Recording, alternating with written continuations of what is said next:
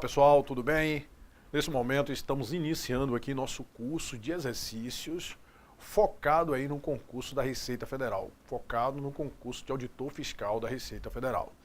Nosso curso é um curso que a gente revisa, né, de forma sucinta aí os tópicos do edital e depois a gente foca aí na resolução de questões.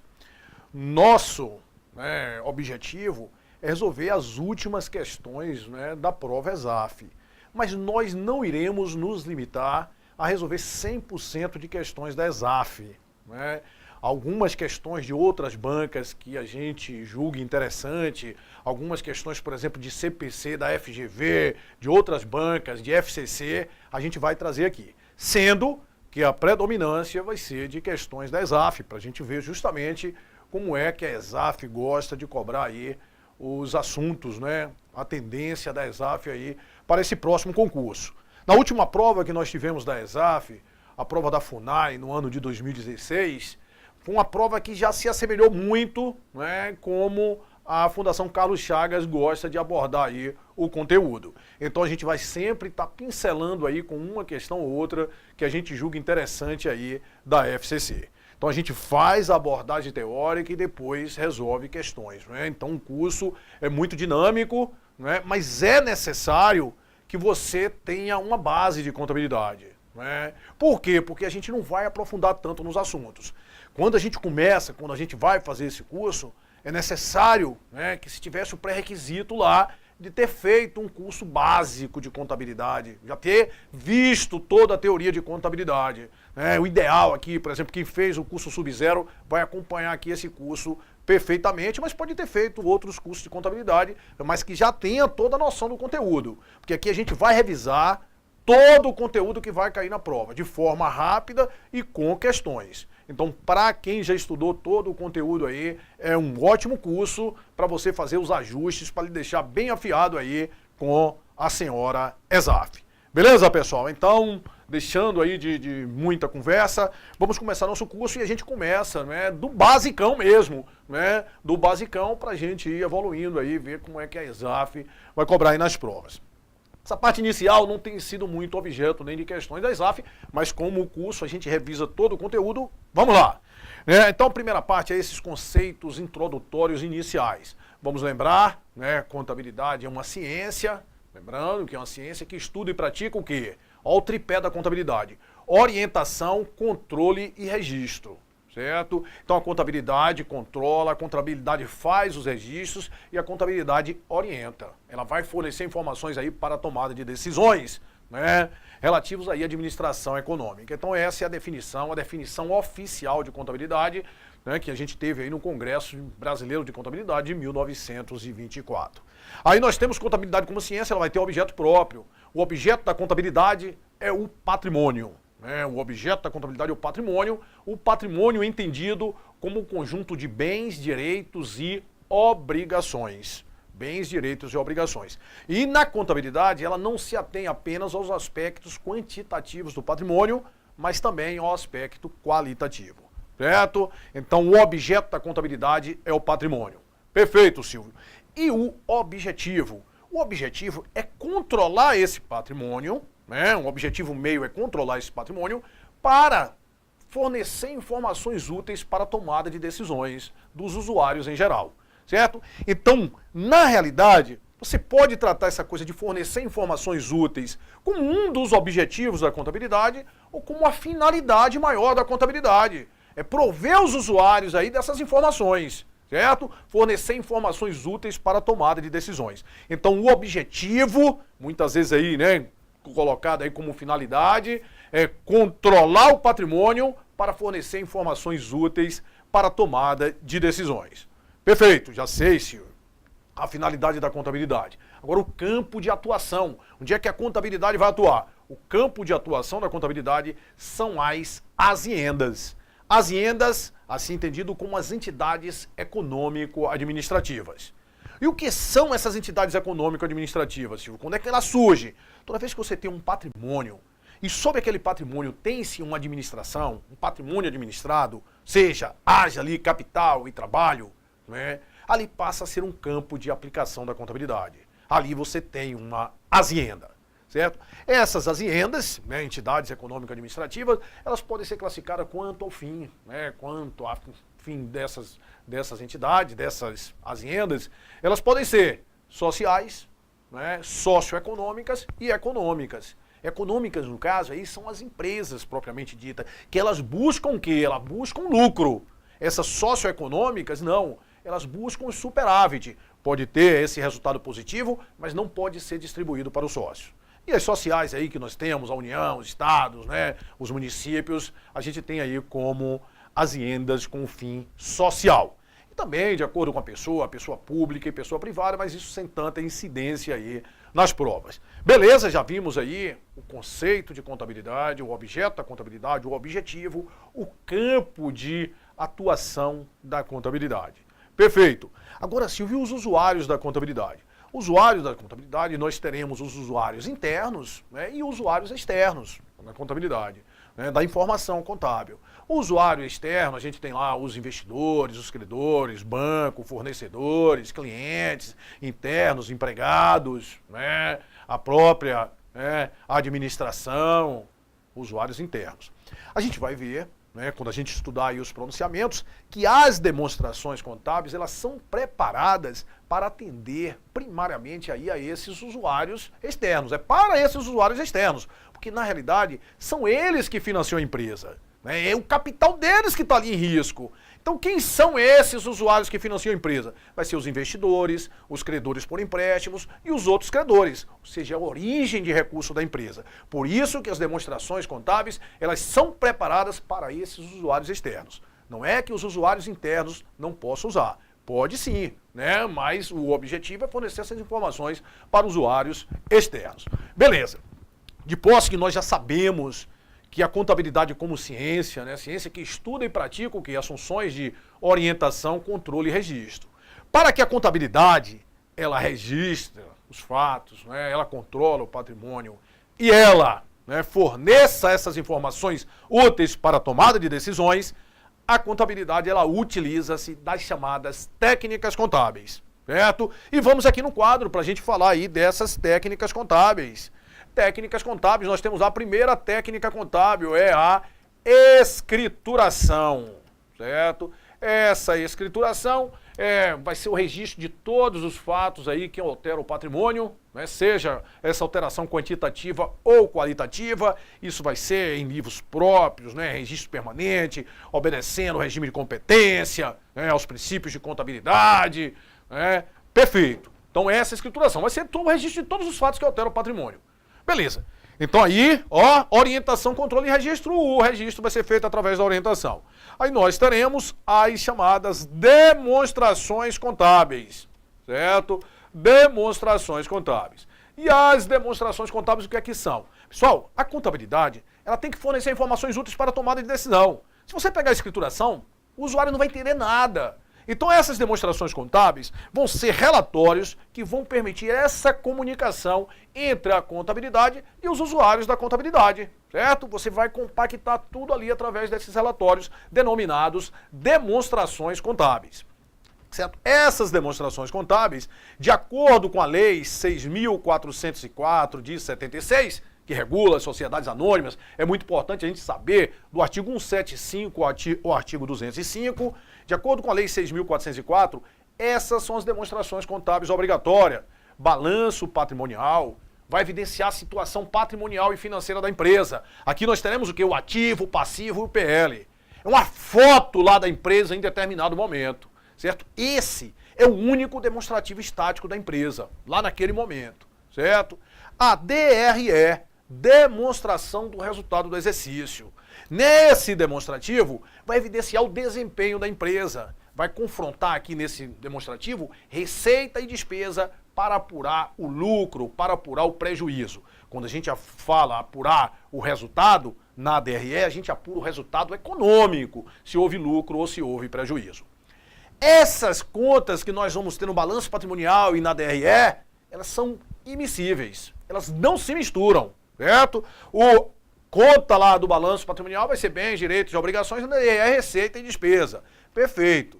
Aí nós vamos ter, de acordo com a Lei 6.404, a DLPA, demonstração dos lucros ou prejuízos acumulados. Essa demonstração de lucros ou prejuízo acumulado vai ser um demonstrativo que depois que apurou o lucro lá na DRE, a gente vai fazer a distribuição do lucro. Ou seja, esse demonstrativo é um meio de comunicação entre a DRE, que apurou o resultado, e a distribuição desse resultado, né, para dividendos, para o que for, ou permanecer lá como reservas. Vai ser através da DLPA. Beleza? Nós temos também a DFC, demonstração de fluxo de caixa. Essa demonstração de fluxo de caixa, ela apura o resultado financeiro. Ou seja, vai confrontar a entrada e saída de recursos, vai apurar o resultado financeiro. Essa DFC, ela é obrigatória para todas as sociedades de capital aberto, certo? E para as sociedades de capital fechado, somente quais que tiverem PL acima de 2 milhões. Aí estão obrigados. Então, nem todas as empresas estão obrigadas a DFC. Se for de capital fechado, até quanto? Até 2 milhões não estão obrigadas. E nós temos também a DVA, né, um demonstrativo que vai evidenciar a riqueza gerada pela empresa e a distribuição dessa riqueza. E essa DVA, né, ela é obrigatória para todas as sociedades, somente as sociedades de capital aberto. A DVA é somente obrigatória aí para as sociedades de capital aberto. Então aí, de acordo com a Lei 6.404, esses são os demonstrativos, né? Balanço patrimonial, DRE, DLPA, DFC e DVA. A gente, né, vai ter um pronunciamento, o CPC 26, que nós vamos falar dele, que, né, de acordo com as normas internacionais, de acordo com essa convergência brasileira nas normas, aí tem uma certa mudançazinha em relação a esse conjunto completo das demonstrações. Certo? Por quê? Porque, de acordo com o CPC 26, a DLPA não é obrigatória, não faz parte do conjunto completo das demonstrações. Nós teremos a DMPL, certo? Perfeito, Silvio. Outra coisa interessante é porque lá tem a DRA, demonstração do resultado abrangente. Né? São determinados resultados que a empresa teve que não transitou pela DRE. Perfeito. E além disso, também é legal a gente comentar que na Lei 6.404, ele fala lá que as demonstrações contábeis serão complementadas por notas explicativas, com as informações necessárias, né, que você precisa lá saber para o bom entendimento do balanço. Lá no CPC 26 ele fala que as notas explicativas, elas fazem parte do conjunto completo das demonstrações, então é tratado como uma demonstração. Perfeito, certo? As demonstrações contábeis aí, de acordo com a Lei 6.404. E só para a gente ficar atento, às vezes, né? É muito confundido, demonstrações contábeis, às vezes eles falam demonstrações financeiras, demonstrações contábeis, informações financeiras, mas, olha só, as informações financeiras que a empresa tem, né, elas são muito maiores do que as informações que a gente tem aonde? Nas demonstrações contábeis. Você tem toda a informação de orçamento, tudo isso é informação financeira, de saída de recurso, de entrada de recurso. E uma parte das informações financeiras estão aonde? Nas demonstrações contábeis. Então as demonstrações contábeis, elas integram a informação financeira de uma empresa. Perfeito. Aí, além das demonstrações contábeis, nós vamos ter lá a auditoria, né, e teremos também a análise de balanço. Teremos também a análise de balanço, que também são aí denominadas técnicas contábeis. Né? Perfeito. Agora, em relação especificamente às demonstrações contábeis, vale a pena a gente falar da sociedade de grande porte. Isso já foi objeto em várias provas, mas nunca caiu ainda em concurso da Receita. O que é uma sociedade de grande porte? É uma sociedade sem ser revestida na forma de uma SA, mas é uma sociedade que ela possui, certo? Ou, né, receita bruta de venda ou ativos maiores que 240 milhões ou receita de vendas no ano anterior maior que 300 milhões. Aí é dita uma sociedade de grande porte. Essa sociedade de grande porte, pessoal, mesmo ela sendo uma sociedade limitada, ela está obrigada a seguir a Lei 6.404 no que tange às demonstrações contábeis e à escrituração, certo? Ela vai estar obrigada aí. E, né, como a gente falou aí das sociedades de capital aberto são aquelas empresas, uma SA, que elas têm, né, as ações, né, negociadas em mercado de balcão. Essas empresas, elas estão sujeitas a um controle mais rígido. Além da SA, da Lei SA, né, a própria lei prevê que ela tem que atender às exigências de quem? As normas da CVM, da Comissão de Valores Mobiliários. E essas sociedades de capital aberto, ela também tem que serem auditadas por auditores registrados na CVM. Beleza? Então essa partezinha inicial, né, tá bom aí pra gente já dar para ir resolvendo as questões, que é o que interessa. Vamos lá, né? Assinale abaixo a única opção que contém uma afirmativa falsa. Ele quer uma afirmativa falsa aí. A finalidade da contabilidade é assegurar o controle do patrimônio administrado e fornecer informações sobre a composição e as variações patrimoniais, bem como sobre o resultado das atividades econômicas desenvolvidas pela entidade para alcançar seus fins. Isso é perfeito, né? Colocou finalidade como objetivo, né? Ele é controlar aí o patrimônio. Para quê? Para fornecer informações úteis para a tomada de decisões. Ou seja, fornecer informações sobre a composição das variações patrimoniais, sobre o resultado das atividades econômicas. Perfeito. Aí então temos aí a finalidade da contabilidade. Certo? Como eu falei, se for ver tecnicamente, se você for a... Mas as bancas, elas misturam esse tipo de coisa, de objetivo com finalidade. O objetivo é controlar, a finalidade é fornecer informações úteis. Mas o objetivo e finalidade eles colocam aí, às vezes, tudo como uma coisa só. A contabilidade ela pode ser conceituada como sendo a ciência que estuda, registra, controla e interpreta os fatos ocorridos no patrimônio das entidades, com fins lucrativos ou não. Isso é o quê? Isso é verdadeiro. Ah, Silvio, você falou que a ciência que estuda e pratica as funções de orientação, controle e registro. Sim. Mas aquele é o conceito oficial, nós temos vários conceitos de contabilidade na doutrina. E aqui está um. Pode ser conceituada como sendo a ciência que estuda, registra, controla e interpreta os fatos ocorridos no patrimônio das entidades, com ou sem fins lucrativos. Perfeito. Pode-se dizer que o campo de aplicação da contabilidade é a entidade econômico-administrativa, ou seja, quem? As aziendas, seja ou não de finalidade lucrativa. A gente viu que tem as aziendas sociais, socioeconômicas e econômicas que têm finalidade lucrativa. Perfeito.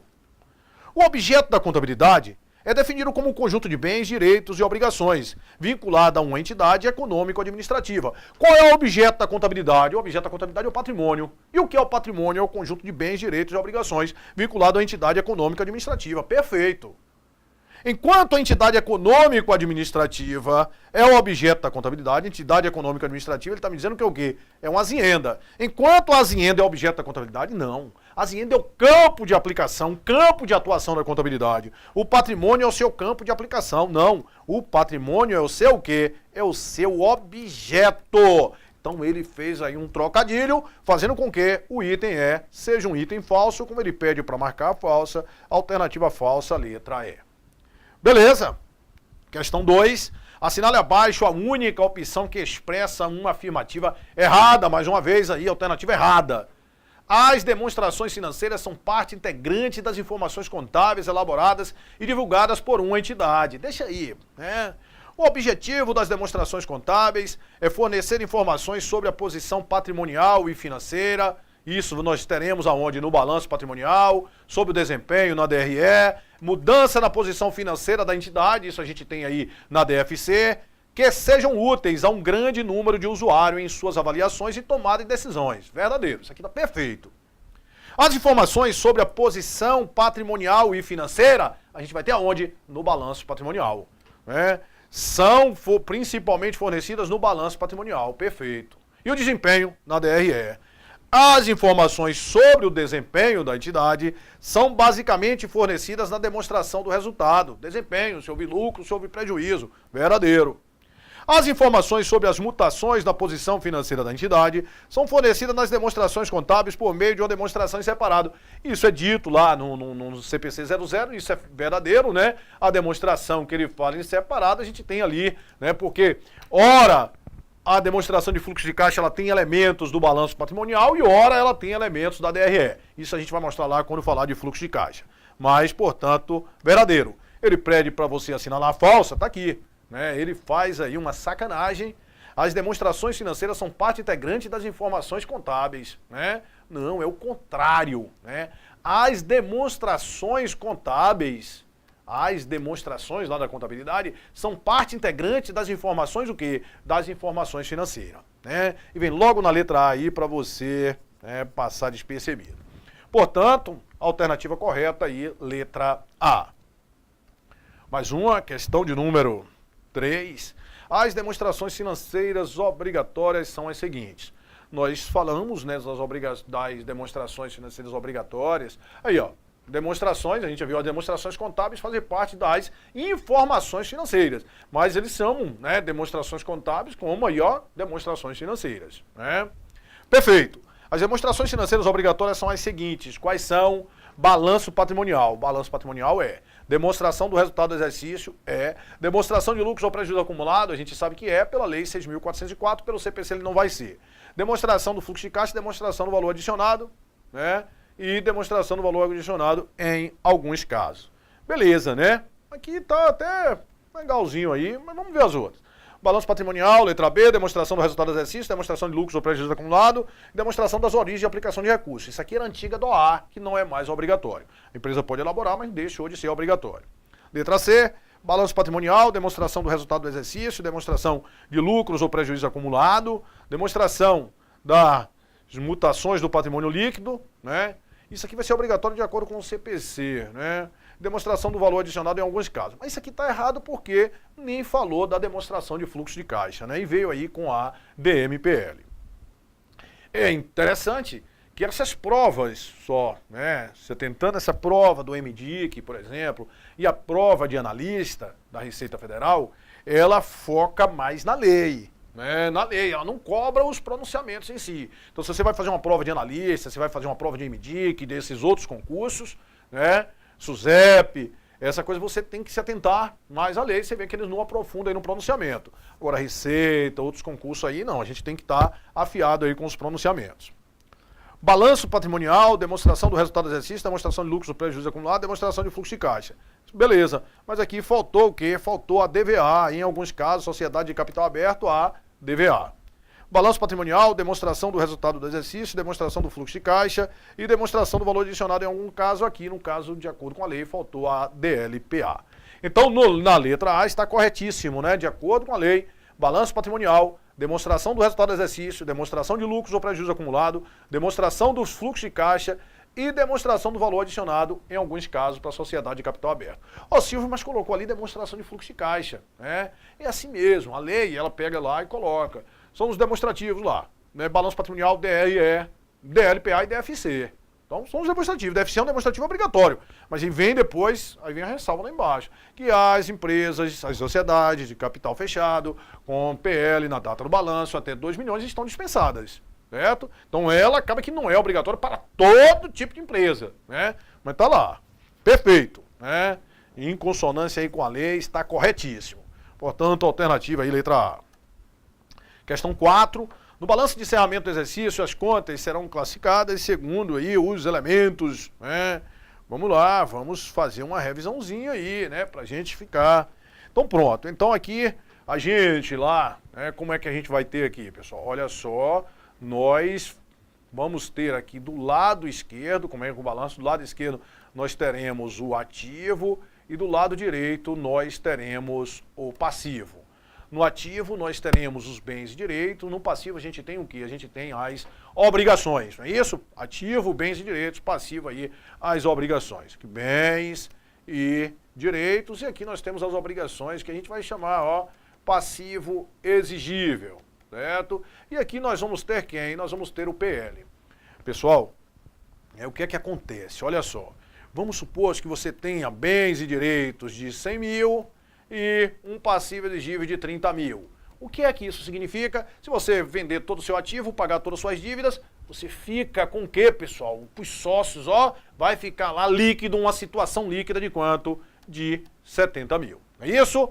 O PL, qual é a equação? A equação é que o PL é sempre o ativo menos o passivo exigível. Aí eu lhe pergunto, o PL é uma coisa boa ou ruim? O PL é bom. PL significa situação líquida, capital próprio. Se a empresa terminar, é aquilo ali que os sócios teriam direito, é aquele PL. Não é isso? Perfeito. Agora, quando, né, pessoal, a lei, para a lei, ela divide, para a lei, isso aqui é uma empresa. Então, quando fala assim que o passivo são obrigações, beleza. Então, ele trata todo o lado direito para a lei como obrigações. tudo isso aqui para a lei 6.404 vão ser obrigações. Aí nós vamos ter uma parte, que é o passivo exigível, que são obrigações para com terceiros, certo? E o PL é bom? É, mas para a empresa é como se esse PL aqui fosse o quê? Obrigação também, mas para quê? Para com os sócios, certo? Então para a empresa isso é uma obrigação para com os sócios, certo?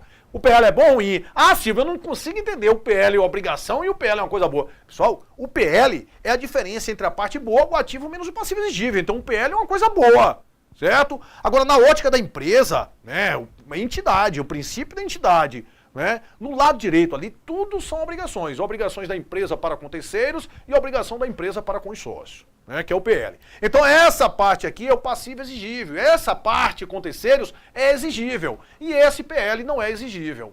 Mas por que eu estou chamando tanta atenção? Porque a lei 6.404, ela trata o PL como passivo, certo? Então a gente vai ver, de acordo com a lei 6.404, o ativo, né, ele vai ser dividido em quantos grupos o ativo? O ativo é dividido em dois grupos, ativo circulante e ativo não circulante. Certo? O ativo vai ser dividido em dois grupos. E o passivo, Silvio? O passivo vai ser dividido em passivo circulante, passivo não circulante e quem mais? IPL. Certo? Então por que a lei trata? Porque para a lei, tudo isso aqui, do lado direito, vão ser obrigações. Obrigações para com terceiros e obrigações para com os sócios. Beleza? Beleza. Esse lado direito, aqui nós temos as origens de recurso. Conforme nós vimos, as origens de recurso é formada por quem? Por capital de terceiros e por capital o quê? Próprio. E aqui nós temos as aplicações de recursos. Ou seja, para que você aplique alguma coisa no ativo, você tem que ter o quê? Uma origem de recurso lá. Perfeito. Essas origens de recursos também chamadas aí de fontes de financiamento. Como é que a empresa está se financiando. E essas aplicações são chamadas aí de fontes de investimento, certo? Então, primeira coisa que a gente já sabe, o ativo vai ser dividido em ativo circulante e não circulante. O passivo circulante e não circulante e PL. Certo? O que é que vai fazer estar no ativo circulante e não circulante? É o prazo de realização.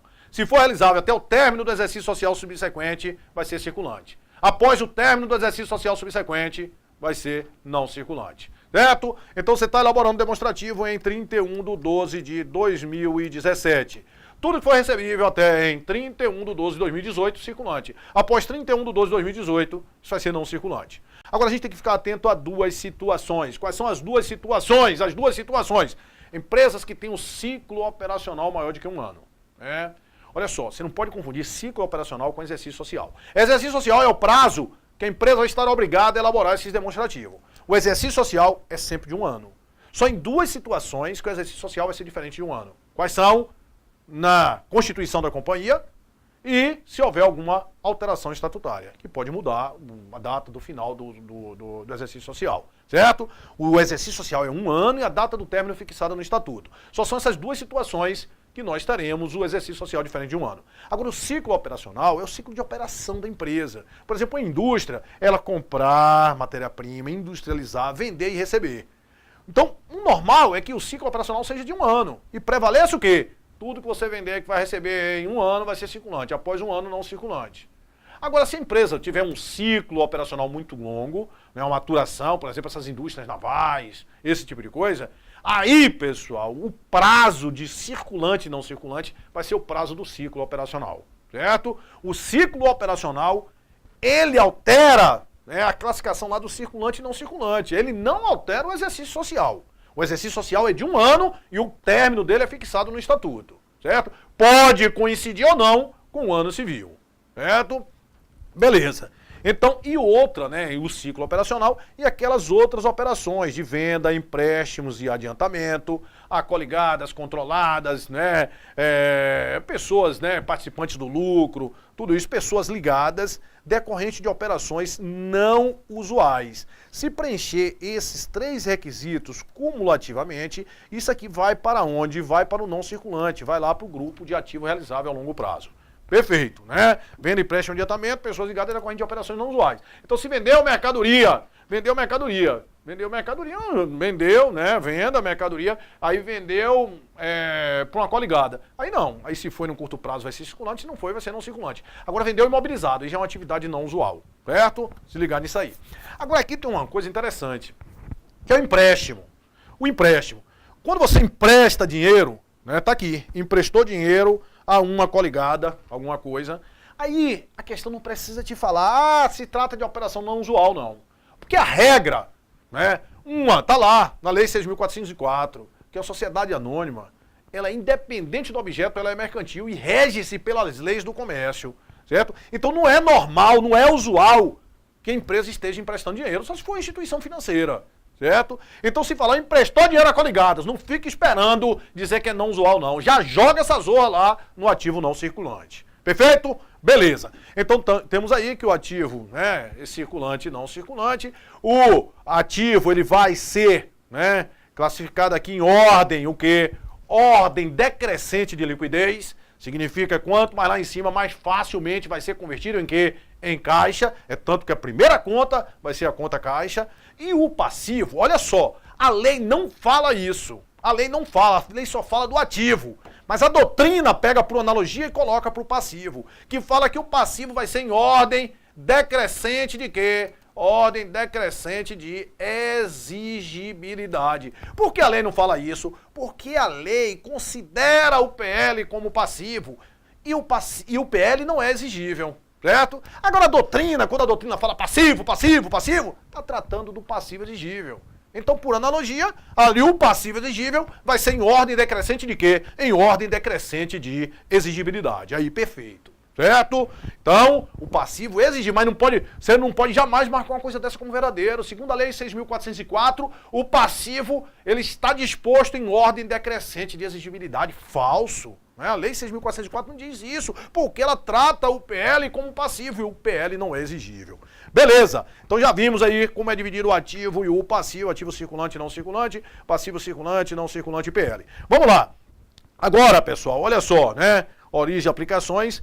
Esse ativo que nós estamos vendo, esse ativo, ele pode assumir valor maior ou igual a zero, o ativo. O passivo, por sua vez, ele também pode assumir valor maior ou igual a zero. O PL, que é igual a quem? Ativo menos passivo.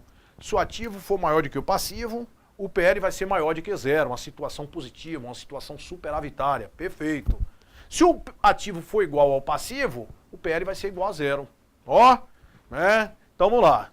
PL vai ser igual a ativo menos passivo. Então se o ativo é maior do que o passivo, isso implica em PL maior do que zero. Ativo igual a passivo, isso implica em PL igual a zero. Ativo menor do que passivo, isso implica em PL menor do que zero. Né? Olha só, pessoal. Né? Então, um ativo, o PL, ele pode assumir qualquer valor, maior, menor ou igual a zero. A única coisa que o PL jamais pode ser, se o PL é igual a ativo menos passivo, não é igual a ativo menos passivo, o menor valor que o passivo assume é zero. Né? O menor valor que ele pode assumir é zero, tem que ser maior ou igual a zero. Se ele for zero, o PL vai ser igual a ativo. Vai ser igual a ativo. Qualquer outro valor que o passivo assuma positivo, o PL vai ser menor. Vai ser o ativo menos aquele valor. Então é isso? Qualquer valor. Então o valor máximo do PL é o ativo. Qualquer outro valor vai ser menor, né, que o ativo PL. Então o PL ele pode ser maior, menor ou igual a zero. A única coisa que o PL não pode ser é maior do que o ativo. Então o PL ele tem que ser menor ou igual a quem? Menor ou igual ao ativo. E para a gente terminar o bloco, essa situação, né, de ativo menor do que passivo, ativo aqui de 100, um passivo, por exemplo, de 150, o que é que significa? Que se a empresa vender todo o ativo dela, vai dar para pagar o passivo só uma parte. Vai ficar uma parte do passivo que vai ficar sem cobertura do ativo. E isso aí a gente chama de passivo a descoberto. Certo? Então se liga, passivo a descoberto é toda vez que o passivo não tem cobertura do ativo. Passivo a descoberto. Beleza? A gente dá um tempinho, mas a gente vai voltar falando isso aqui, que aqui tem uma coisa interessante do entendimento aí da ESAF em relação a isso aqui. Até já.